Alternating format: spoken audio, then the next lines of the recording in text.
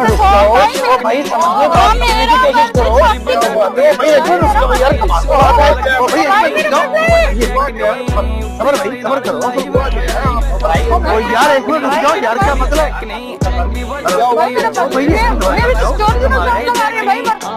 भाई आराम से रहो यार, एक मिनट